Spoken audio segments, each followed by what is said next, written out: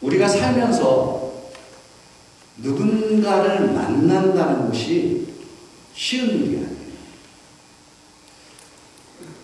누구를 만날 수 있다? 여러분 누구를 만나셨나요? 누군가를 만나고 싶다. 만나고 싶다고 해서 만나시는 것도 아니고, 그런데 만나고 싶은 누군가를 만난다는 것은 더더욱 어렵습니다. 그래서 오늘 양옆에 계신 분들이 그렇게 소중하고, 저도 이번 추수감사절 한 주간을 보내면서 우리 성도님들 한 분 한 분이 얼마나 소중하고 다시 이렇게 주일날 얼굴을 볼 수 있어서 너무 감사하고요. 이 만남이 소중한 거예요. 그런 의미를 담아서 다시 한번 인사해 볼까요? 당신이 최고입니다. 한번 해보세요. 당신이 최고입니다. 이 마음 아시겠죠? 만나고 싶은 거예요. 이 만남이 소중하다고. 모든 사람들을 만날 수가 없어요. 살면서. 저는 2004년 12월 4일에 미국에 유학을 왔습니다. 이제 20년이 됐네요. 우리 아이들 6살, 여기 오늘 우리 아들하고 딸이 참여했는데 6살, 4살 때 이민 가방 9개 꽉 채워가지고 아이들 바이올린을 들쳐내고, 그리고 애틀란타로 가서 애틀란타에서 지금 보이는 리버티 대학교의 신학대학원 거기에 석사과정 설교학 공부하기 위해서 이 학교를 가게 됐습니다. 애틀란타 공항에 들려서 버지니아에 있는 아주 버지니아의 시골 동네 린치버그라고 하는 그곳으로 갔을 때의 그때의 감동, 그리고 지금 딱 20년이 됐습니다. 제가 미국으로 이제 오게 된 거는, 저는 이미 한국에서 MDB 과정을 마쳤고 신학대학원에서 이제 과정을 다 마치고 목사 안수를 받았고, 그리고 청년부 목사로서 사역을 다 하고 있었습니다. 그때가 30대 초반이었는데 너무나도 공부를 하고 싶었어요. 하나님께 기도했어요. 하나님, 저 미국에 가서 공부하고 싶다. 유럽으로 갈 수 있었고 유럽에서도 어드미션을 받았습니다. 그래서 유럽으로 갈까 아니면 미국으로 갈까 생각하다가 미국에 와서 내가 보수적인 신학의 공부를 해야 되겠다 하고서 선택한 학교가 리버티 대학교 안에 있는 신학대학원이었습니다. 당시에 설교학으로 상당히 유명했던 그런 학교입니다.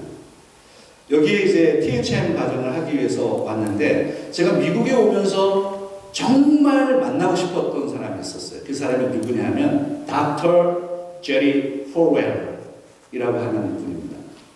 이 닥터 제리 포웰이라고 하는 이분은 이 린치버그의 그 조그만 시골 동네에 기독교 사립대학을 세웠습니다. 언제? 1971년도에. 얼마 되지 않았어요. 불과 50여 년. 이 닥터 제리 포웰이라고 하는 이분은 제가 2004년에 이 학교에 갔을 때 정말 만나보고 싶었던, 이 분이 71년도에 이 학교를 세웠지만 미국에 어마어마한 영향을 미쳤던 분입니다. 정치적으로도 유명하신 분입니다. 공화당 지지자이고, 그래서 레이건부터 해서 지금 이분은 돌아가셨지만 트럼프 대통령이 당선될 때까지, 그리고 미국의 바이블 벨트, 남부에 있는 바이블 벨트의 이 리버티 대학교가 주는 영향은 너무나도 큽니다. 그래서 이 학교가 어떻게 움직이느냐에 따라서, 미국은 기독교 국가이기 때문에 사람들이 움직이는 거예요. 그 중심에 있는 학교가 리버티 대학교인데, 이 대학교가 71년도에 세워졌지만 지금 재학생들이 10만 명이 넘습니다. 그래서 전 세계에서 가장 큰 기독교 대학이 리버티 대학입니다. 근데 이 안에 물론 신학교는 조금 지금 떨어져 있어요. 제가 다 왔을 때만 해도 신학교가 굉장히 좋은 학교였는데 지금은 의과대, 법대 이런 데가 좋은 학교로 성장해 가고 있는데, 정치적으로는 굉장히 공화당 쪽이고, 그리고 이 제리 포웰 목사님은 이제 약간 근본주의 성향을 가지고 있어서 그 부분은 제가 동의하지 않는 부분들이 있습니다. 제가 이분을 만나고 싶어서 이제 캠퍼스에 갔을 때 가서 만나고 싶은 거예요. 근데 어느 날 이 제리 프로엘 목사님이 쫙 하고 있는 거예요. 그래서 가방을 메고 막 달려가서 제리 프로엘 목사님에게 딱 만나서 나를 소개했어요. 나는 한국에서 온 이용훈 목사입니다. 나는 당신을 너무나도 만나고 싶었습니다. 이 닥터 제리 프로엘이 저를 딱 보더니 등치가 크거든요. 이분이 저를 딱 커버를 하면서 이렇게 얘기하시더라고요. 나는 한국 목사님들을 좋아해요. 환영합니다. 열심히 공부하십시오. 그리고서 악수를 하고 이제 돌아섰는데 그 다음에 2년 뒤에 이분이 돌아가셨어요. 2007년에. 제가 무슨 이야기를 하려고 하느냐면 만남이 얼마나 소중하냐라는 거예요. 만나고 싶은 사람을 만나기 위해서 때로는 비행기를 타고 대륙을 넘어와야 되고요. 그렇게 만났음에도 불구하고 저는 생전에 닥터 제리 프로엘을 딱 한 번 얼굴을 맞대서 만나본 것뿐입니다. 사람들은 모든 사람들 다 만나고 싶다고 해서 만나는 게 아니죠. 만났더라도 계속 만날 수 없다라는 거예요. 우리가 살면서 누군가를 만나는 것이 이렇게 어렵습니다. 혹시 우리 성도님들 이 자리에 계신 분들은 누구를 만나고 싶으세요? 지금 누구를 만나고 싶으세요? 그럼 예수님 이렇게 나올까요? 깜짝 놀랐는데 그거 아니죠. 누구를 만나고 싶을까? 우리 엔지니어 분들이 많으신데 혹시 일론 머스크 만나고 싶은 거예요? 혹시 젠센황? 아니면 우리 젊은 우리 분들은 연예인들 만나고 싶은 거예요? 테일러 스위프트? 누구를 만나고 싶은 거예요? 누구요? 우리 성도님들 골프 좋아하시니까 임진환 프로 만나고 싶은 거예요? 김국진 프로? 누구를 만나고 싶으신가? 우리는 누군가 만나고 싶어요. 그런데 만날 수 없다. 만나도 지속할 수 없다는 것. 그게 우리의 한계입니다. 그러나 오늘 이 말씀 가운데 예수 그리스도, 우리 주 예수 그리스도, 십자가에서 달리신 그 예수 그리스도, 그 예수 그리스도는 언제 어디서나 누구나 만날 수 있다라는 사실. 그래서 오늘 누구든지 예수님을 만날 수 있다. 이것이 오늘 제 설교의 제목이죠. 한번 따라 한번 해보겠습니다. 누구든지 예수님을 만날 수 있다. 그래요. 예수님은요, 언제 어디서나 누구든지 만날 수 있다는 거예요. Jesus Christ can be met by anyone, anywhere, at any time. 우리는 예수 그리스도를 어디서나 만날 수 있습니다. 어느 때나 누구든지 지역을 상관하지 않습니다. 비행기를 타고 갈 필요가 없어요. 그래서 오늘 본문에 보면 로마서에, 그 위대한 로마서의 10장 11절에 이런 말씀을 오늘 우리에게 전합니다. 로마서 10장 11절에 있는 말씀을 함께 읽어볼까요? 성경에 이르되 누구든지 그를 믿는 자는 부끄러움을 당하지 아니하리라 하니. 성경에 이르되, 이건 구약을 인용했다는 얘기죠. 성경에 이르되 누구든지, 그가 누굽니까? 예수 그리스도입니다. 예수님을 믿는 자는 부끄러움을 당하지 아니하리라. As the scripture said, anyone who trusts in him will never be put to shame. 부끄러움을 당하지 아니할 것이다. 이 말씀은요, 로마서 9장과 10장에서 지금 계속 무슨 말씀을 하셨죠? 로마서 9장 10장에서 유대인들이 지금 예수 그리스도를 믿지 않은 것 때문에 사도 바울은 고통당하고 있다. 유대인들이 구원받았으면 좋겠는데 유대인들은 오히려 예수 그리스도를 거부하고 구원받지 못한 그 상황 때문에 사도 바울은 가슴 아파했단 말이죠. 그래서 9장과 10장에서 지금 끊임없이 얘기하고 있는 것은 무엇이냐 하면 바로 예수 그리스도를 믿는 거냐, 율법을 따르는 거냐, 이런 문제를 계속 다뤄왔잖아요. 이 부분을 다루면서 사도 바울께서 지금 예수 그리스도를 믿는 것, 그런데 이 믿는 것에 대해서 누구든지라고 하는 이 단어를 첨가합니다. 이건 강조예요. 누구든지, anyone, 누구든지. 이사야 28장 16절을 인용한 겁니다. 오늘 이 말씀은 이사야 28장 16절에 한번 같이 읽어볼까요? 시작. 그러므로 주 여호와께서 이같이 이르시되 보라 내가 한 돌을 시온에 두고 기초를 삼았으니 곧 시험한 돌이요 귀하고 견고한 기초돌이라 그것을 믿는 이는 다급하게 되지 아니하리로다. 구약 성경 아이사야 28:16에서는 어떻게 말씀을 하고 있느냐면 맨 마지막에 보세요. 그것을 믿는 이는 다급하게 되지 않을 것이다. Never be dismayed.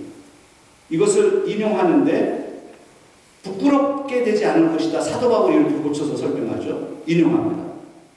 로마서 9장 33절에 벌써 인용을 한번 했어요.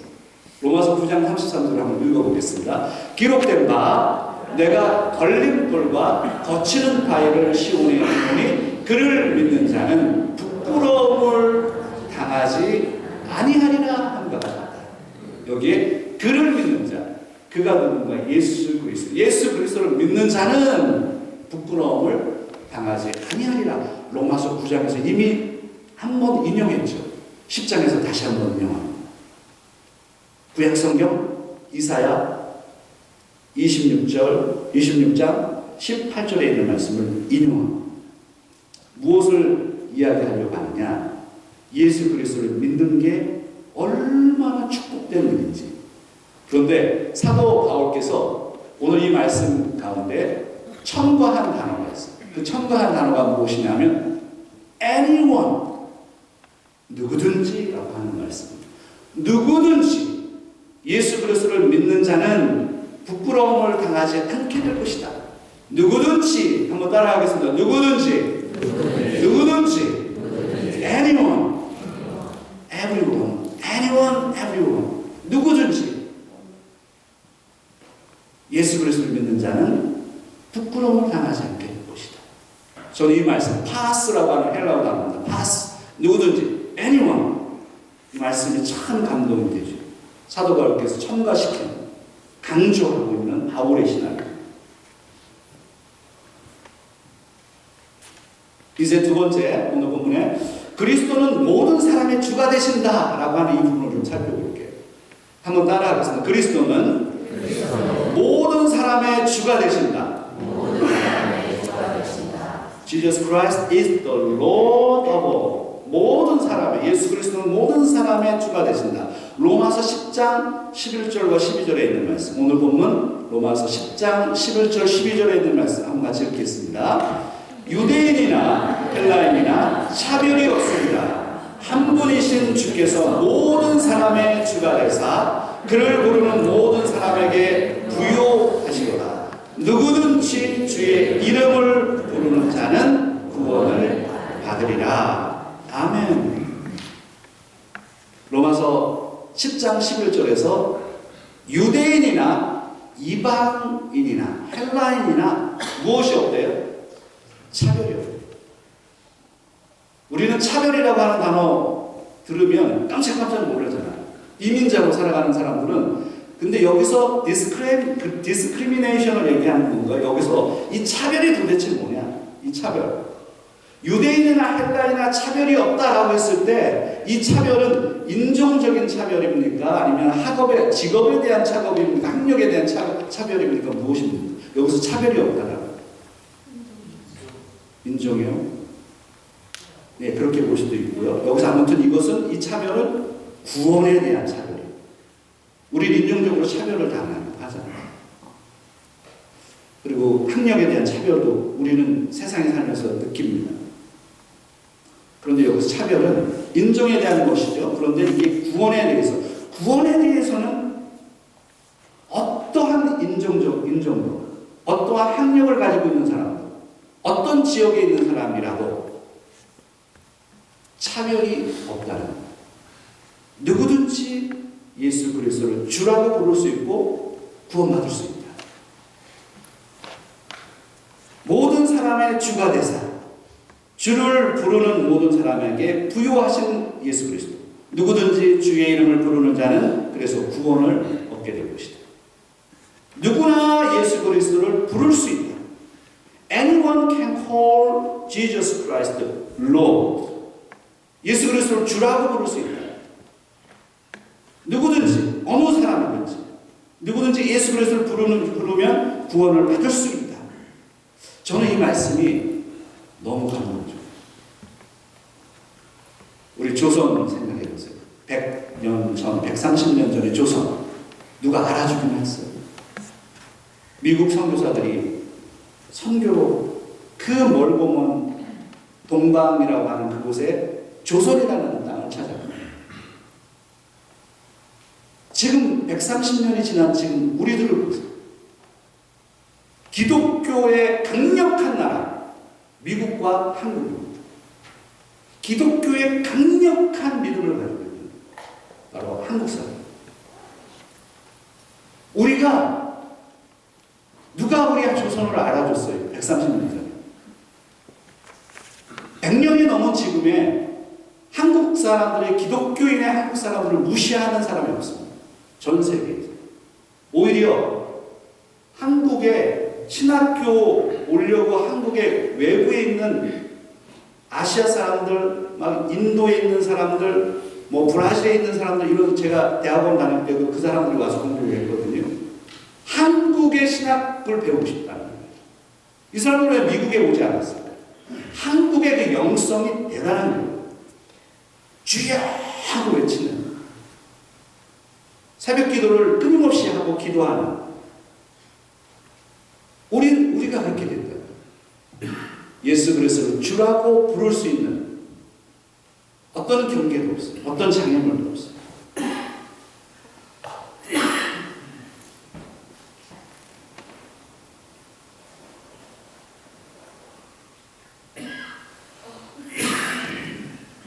우리는 살면서 이 미국이라고 하는 땅에서 감사하죠. 이곳에서 살 수 있어서.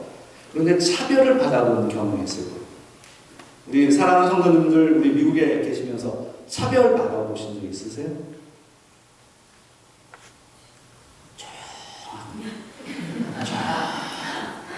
차별 받으셨죠? 여러 차별 받으셨죠?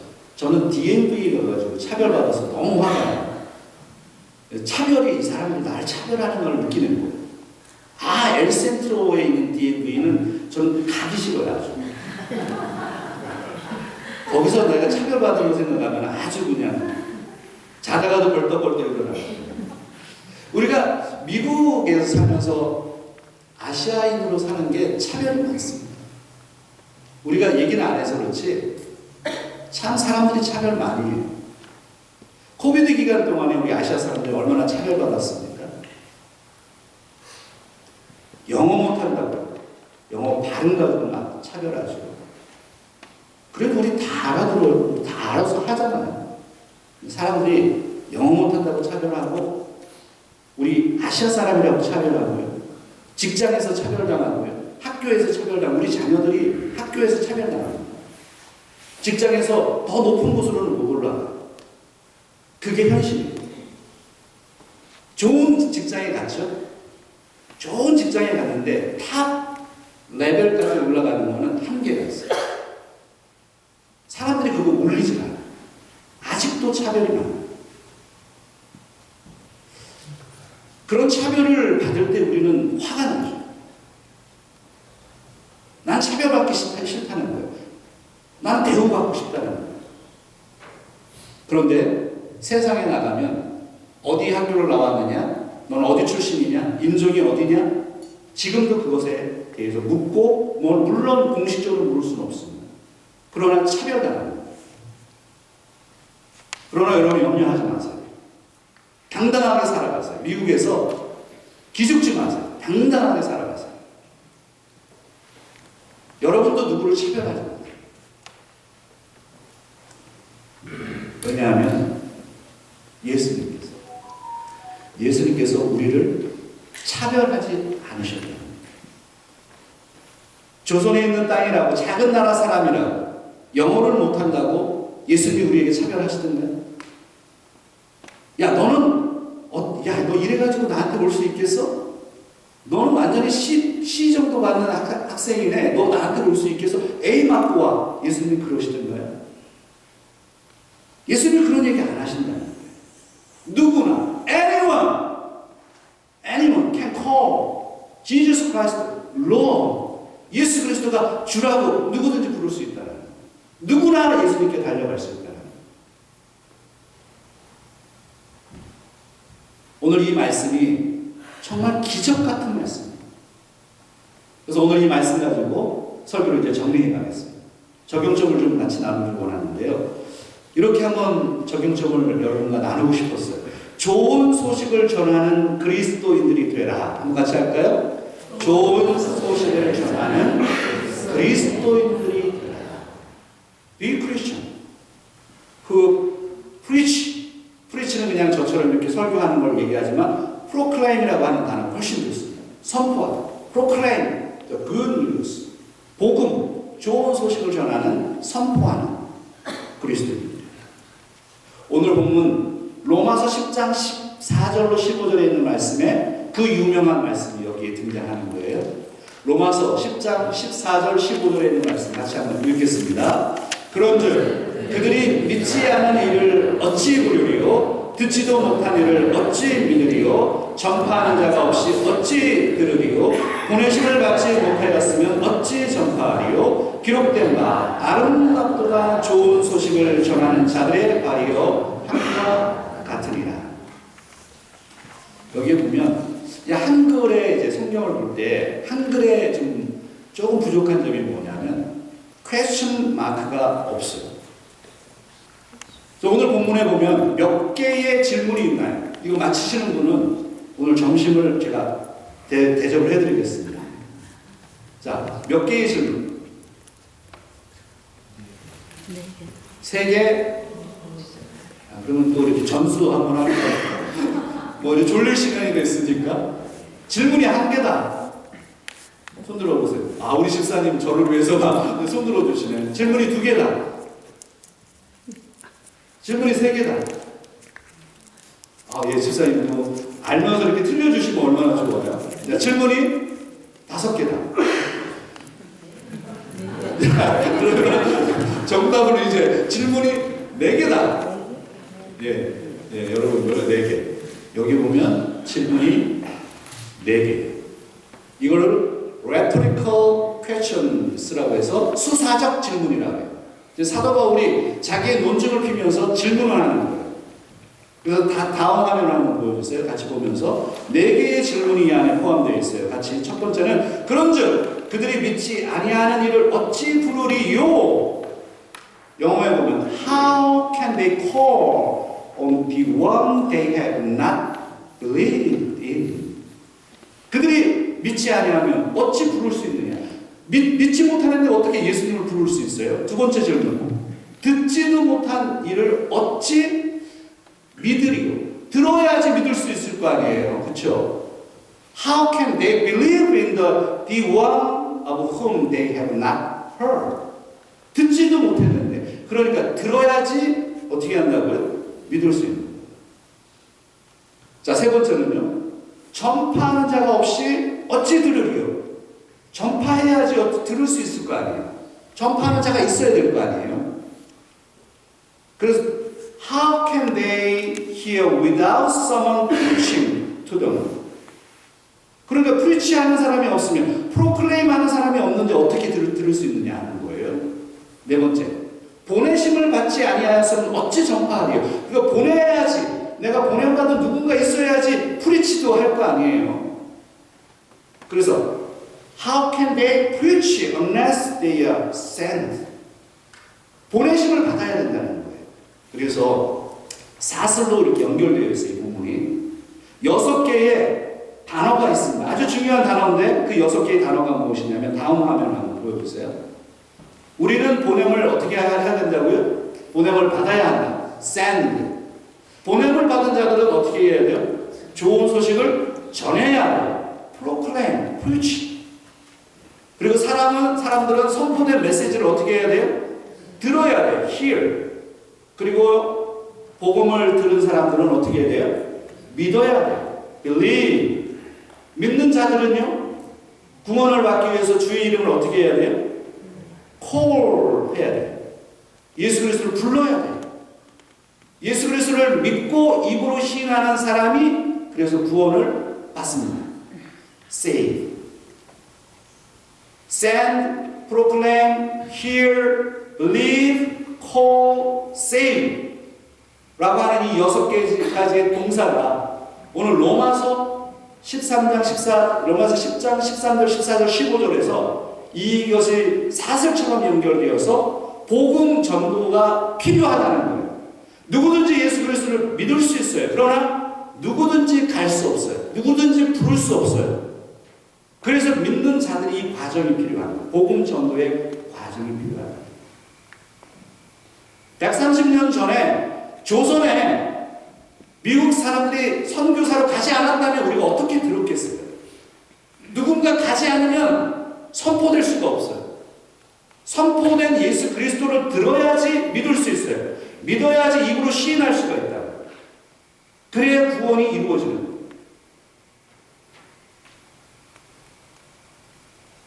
오늘 이 자리에 우리 성도님들 예수 그리스도를 구주로 믿으신 분도 계시고 아직까지 마음에 예수님을 영접하지 못하신 분도 계세요. It's okay. 시간이 필요해요. 그런데 이 시간에 한번 이 메시지 가운데 시간이 돼버렸네요. 그래서 한번 화면을 보여주고요. 이렇게 한번 시인을 할 수 있어요. 입으로 바깥으로 내 믿음을 표현할 수 있어야 돼요. 그게 중요해요. 그래서 다음 화면 한번 보여주세요. 이렇게 한번 같이 저와 한번 따라 하겠습니다. 하나님, 나의 죄를 위해 십자가에 달리신 것을 믿습니다. 나의 죄를 용서해 주십시오. 나는 예수님을 나의 구주와 주님으로 믿습니다. 아멘. 이 고백이 중요해요. 이런 고백이 나오기 위해서는 여러 과정이 필요해요. 근데 심플해요. 그러나 이 심플한 것이 과정이 필요합니다. 달려가지 않으면 전파할 수가 없어요. 전파하지 않으면 들을 수가 없어요. 듣지 못하면 고백할 수 없어요. 부를 수 없어요, 예수님을. 그러나 여러분들은 어떠한 경로를 통해서 이 자리에 누군가에 의해서 이 자리까지 나왔고 어떤 설교자, 이 시간에는 이용호 목사라고 하는 설교자를 통해서 복음을 듣습니다. 그 들음이 나에게 믿음이 쌓이게 되고 그 믿음을 통해서 내가 고백할 자신감이 생기고 그렇게 고백함으로 인해서 우리는 구원에 이뤄가는 거예요. 이 과정이 필요해요.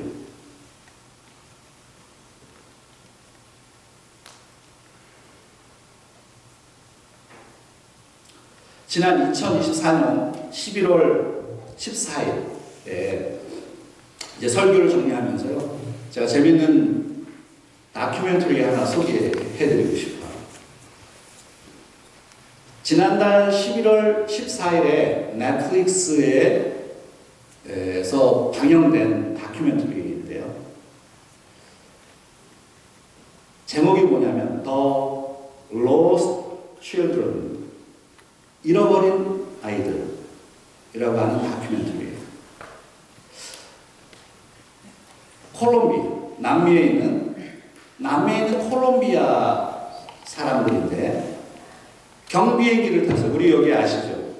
우리 임페리얼에도 경비행기가 있잖아요. 그 작은 경비행기를 타고 가다가 콜롬비아, 브라질 거기가 다 이 아마존 정글이에요. 그 정글에 그냥 빠져버린 거예요. 추락해버렸어요. 끔찍한 사고가 난 거예요. 근데 엄마가 죽고 내 자녀들이 살아남았어요. 그 내 자녀들이 13살, 9살, 4살, 그리고 11개월 아이가 있었어요. 이 소식을 접하게 되고 이 콜롬비아라고 하는 정부에서 이 콜롬비아에서 이 정글에 들어가서 아이들을 찾기 시작한 거예요. 그런데 아는 것처럼 아마존 정글은요, 들어가면 모르는 사람 못 나옵니다. 너무나도 큰 거대한 숲이고, 거기는 뭐 악어부터 해서 사나운 동물들, 제규어 같은 이 동물들, 사나운 것들이 다 지금 지키고 있기 때문에 여기서 아이들이 살아남는 것은 거의 불가능해요. 근데 이제 콜롬비아가 문제가 지금 많아요. 우리가 남미가 지금 뭐 마약 카르텔이 심하고 콜롬비아가 마약의 천국 아닙니까? 이 콜롬비아는 정부군하고 이 반군하고 계속 싸우고 있고요. 그래서 이 원주민들이 너무나도 학대를 당해서 원주민들이 정부군을 너무너무 싫어하는 거예요. 그런데 이번에 이 다큐멘터리에서 얘기하는 게 무엇이냐면, 이 정부군은 이 물자가 있으니까 비행기도 있고 뭐 전투력도 있고 그러니까 군인들하고 원주민들이 힘을 합쳐서 이 정글에 들어가서 아이들을 찾는 거예요. 며칠을 찾았는지 아세요? 한번 맞춰보세요. 내가 이 산속에 가서 어떤 아이들을 찾겠다 그러면 며칠이나 우리는 버틸 수 있을까요? 열흘이요. 아, 집사님 많이 쓰신 것 같은데요? 그럼 한번 뭐 또 해보죠. 뭐. 열흘 나왔네요. 며칠이나 더 수색을 했을까요? 집사님 한번 눈 마주쳤으니까 얘기를 해보죠. 며칠이요? 찾을 때까지. 아우, 하나님의 마음을 가지고 계세요. 열흘? 우리는 정글에 가서 열흘 동안 할 수 있을까? 이 사람들이 찾으면서요, 자기가 병이 난 거예요. 토하고, 막 몸이 근지럽고, 고열이 나고, 그래서 이 사람들이 전부 다 거기서 마약을 하는 거예요. 마약을 해가지고 거기 이겨나가면서 아이들을 수색을 하는 거예요. 그 정도로 어려워. 며칠을 찾았느냐? 정부군도 다 나중에 다 돌아갔어요. 그런데 원주민들이 남아서 끝까지 찾았는데 며칠까지요? 40일. 40일을 찾아서 이 아이들이 살아있어요. 그 정글에서 어디로 갈지 모르는 거예요. 그게 바로 이 다큐멘터리의 내용입니다. 저는 이 다큐멘터리를 보면서 오늘 설교와 연관시키고 싶었던 거죠. 잃어버린 아이들을 찾아 나서는 사람들이 없다면 아이들을 찾을 수 없는 거예요. 죽었겠죠. 조금만 더 지나갔으면 죽었을 겁니다. 아이들이 완전히 뼈만 항상 11개월, 우리 뒤에 우리 리아하고 유나가 있는데, 그런 조그만 아이들이 그럼 못 먹었다고 생각해 보세요. 40일 동안 못 먹고, 그래서 지금 저기에는 이렇게 블러리하게 처리를 해가지고 아이들 안 보여주거든요. 완전히 뼈만 남았어요. 금방 죽을 것 같은. 그런데 이 아이들을 찾아 나선 그 사람들, 포기하지 아니하고 찾아 나선 그 사람들 때문에 콜롬비아의 4명의 아이들이 기적적으로 살아나는 거예요. 설교를 정리하겠습니다. 오늘 잃어버린 자, the lost people, 잃어버린 자를 찾아 나서지 않는다면 찾을 수 없다는 거예요. 그래서 오늘 이 아름다운 말씀이 있는 거예요. 아름답도다 좋은 소식을 전하는 자들의 방이에요. 아름답다는 거예요. 복음을 들고 나가는 사람들은 아름답다는 거예요. 복음을 프로클레임하는 사람은 아름답다는 거예요. 예수 그리스도를 선포하는 자가 아름답다는 거예요. 예수 그리스도를 믿는 사람이 아름답다는 거예요. 예수 그리스도를 내 마음에 받아들이고 고백하는 사람들이 아름답다는 거예요. 아름답도다. 오늘 이 자리에 계신 우리 엘센트로 아름다운 공동체, 엘센트로 한인교회 성도 여러분, 우리는 파송됐습니다. 미국으로 파송됐습니다. 그리고 엘센트로라고 하는 사막으로 파송됐습니다. 멕시칸으로 파송됐습니다. 우리의 직장 생활이 힘들기도 하죠. 우리가 해결해야 될 문제도 많죠. 자녀의 문제, 가정의 문제, 경제의 문제, 건강의 문제, 어려움들이 많이 있습니다. 그러나 파송됐다라는 걸 기억하세요. 저는 인도의 윌리엄 캐리를 마지막으로 소개하고 싶어요. 윌리엄 캐리, 이분은 누구냐면 영국 목사님이십니다. 18세기, 19세기에 걸쳐서. 근데 이분이 이런 비전을 봤습니다. 영국에서만 구원받아서는 안 되고, 영국 사람들만 구원받아서는 안 되고, 정말 오직 끝까지 가는 게 그게 인도였어요. 인디아. 그래서 이분은 지금부터 수백 년 전에 인도에 가서 복음을 전했습니다. 그래서 근대 선교의 아버지라고 불립니다. 다른 사람들, 다른 지역, 가난한 사람들, 그 사람도 예수님을 알아야 되고 그 사람에게도 복음을 증거해야 됩니다. 윌리엄 캐리의 이 선교의 역사가 세계의 선교의 역사를 바꿔놨습니다. 멀리 밀림에 있는 지역까지도 찾아 들어가는 선교를 하기 시작했어요. 오늘 저와 여러분은 어떻습니까? 다음 화면 한번 보여주세요. 마지막으로 같이 한번 읽었으면 좋겠습니다. 시작. 아름답도다. 좋은 소식을 전하는 자들의 답이에요. 이 감탄사가, 영어의 감탄사가 너무 아름다워요. How beautiful are the feet of those who bring good news. 복음을 전하는 자들의 발이 너무 아름답대요. How beautiful. 오늘 여러분들이 이렇게 아름다운 우리 하나님의 사람들 다 되시기를 주의 이름으로 부탁드립니다. 기도하겠습니다.